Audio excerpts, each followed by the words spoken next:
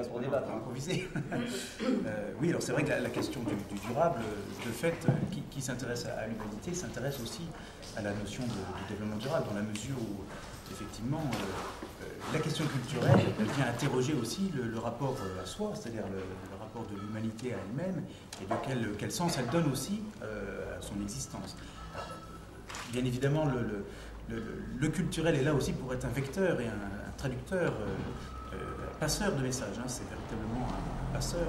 L'action culturelle est passeuse de messages sur cette dimension, parce que on sait bien que, d'ailleurs on le voit dans ce type de festival ou ailleurs, que quand on est sur des moments de débat, on parlait ce matin en aparté des questions de l'université populaire et de la difficulté à mobiliser sur des questions philosophiques, etc., et sur les questions ludiques, là on a beaucoup plus de monde. Donc, c'est peut-être effectivement, la culture est un vecteur très fort pour passer des messages aussi bien pour les jeunes populations que pour les adultes, enfin pour l'ensemble de la population, dans la mesure où le ludique est quand même plus sympathique, hein, la plupart du temps, on est plus à l'écoute que lorsqu'on est dans des moments de débat où les gens n'ont pas forcément envie encore de se prendre la tête après des journées de boulot, etc. etc.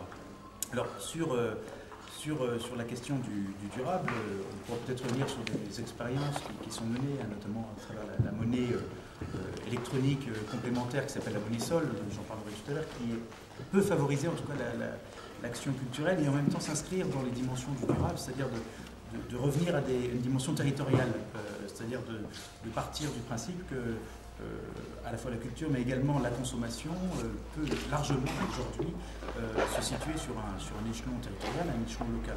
On abordait aussi cette question, le durable, c'est aussi effectivement revenir à ce qui fait les racines de chacun d'entre nous, donc de se réancrer sur son territoire, de réinterroger son territoire à l'aune de son histoire, de ses traditions, c'est un peu les expériences que vous menez en Côte d'Armor, et de voir comment est-ce qu'on peut, à partir de cet ancrage, réinterroger l'avenir, hein, avec toute son incertitude. On avait ce débat là ce matin, c'est vrai que beaucoup se morfond dans le passé, dans l'idéalisation du passé, parce que le passé est certain, hein, et on a une certitude du passé, quoique les historiens peuvent toujours se débattre entre eux, mais on a quand même un certain nombre de certitudes, alors que l'avenir est complètement incertain, notamment aujourd'hui.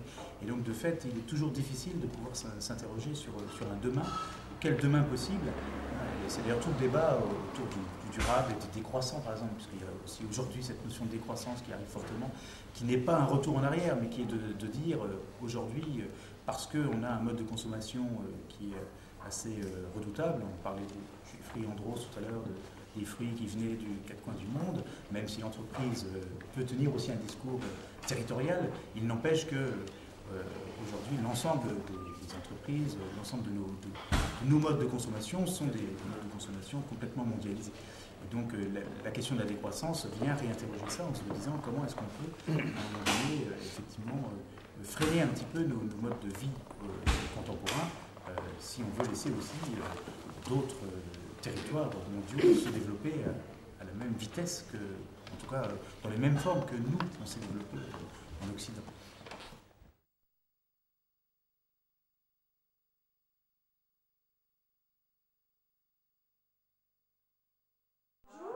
Bonjour. Bonjour. Voilà, et après on va attendre. Et là les courgettes, on met les pommes de terre maintenant, hein? Non, on va attendre un petit peu, on va laisser cuire, on les rajoutera après. Parce que là, on ressortira les courgettes tout à l'heure quand elles seront cuites. Et on fera la même chose qu'avec les pommes de terre. Et on met quoi à la fin? Et après on mettra tout dedans et ça va épaissir le bouillon. En fait, on va faire une et normalement c'est bon. La courgette, ça fera plus la purée après. Pardon? La courgette, ça deviendra de la purée. Ah oui, tout. Enfin, on met la pommes de terre et courgettes. Voilà. Pardon. Bah, celle-là n'est pas très avancée. Regardez celle-là. Celle-là, elle a un peu de retard parce qu'on n'avait pas assez de place. C'est pas fini. Hein. Attends, on va remuer. Mon couvercle, moi, pris. Regarde, elle va te remuer. Qu'est-ce que c'est? Tu vas prendre les beaux haricots, regarde. Il y a des beaux haricots. Ah, des haricots. Ah ben, ça, c'est la viande. Alors, des haricots, de la tomate, de la courgette.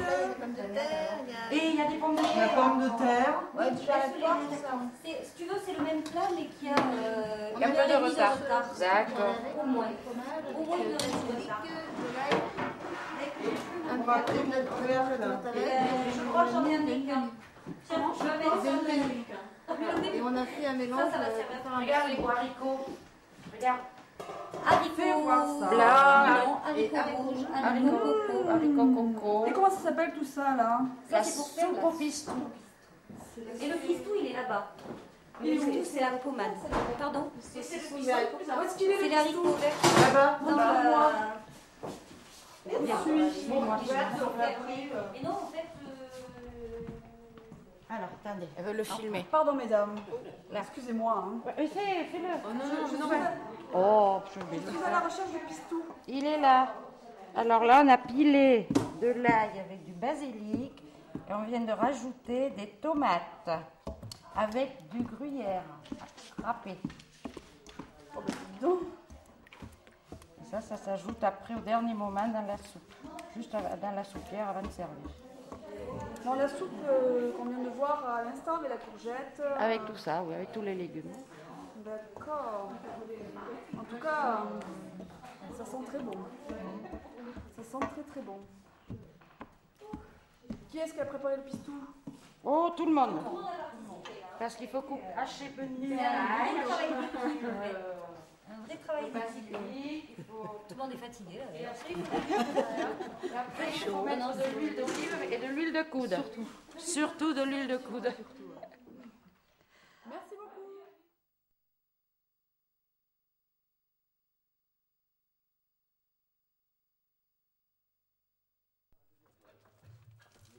Colette, Colette, y'a quelqu'un? et Colette, Y'a quelqu'un? y'a Coco, Popo? y'a les lettres. Colette, ah c'est Marc. Oh, ben rentrez les gars alors. Qu'est-ce qu'il a dit rentrer? Entrez les gars. Entrez les gars, on y va. Bonjour Colette. Oh putain, ça sent bon, je dis pas. Attends, je suis en train de chercher. Rentrez. On reste pas longtemps, hein. C'est juste pour vous présenter, parce qu'on est pendant le repas, il va y avoir des interventions. Il y a un gars qui va venir jouer un petit truc et foutre un peu le bazar, quoi. Hein? D'accord? Je vois les autres faire ballon. J'ai pas les. Attends, voir. Je sais pas où ils sont les verres ballons.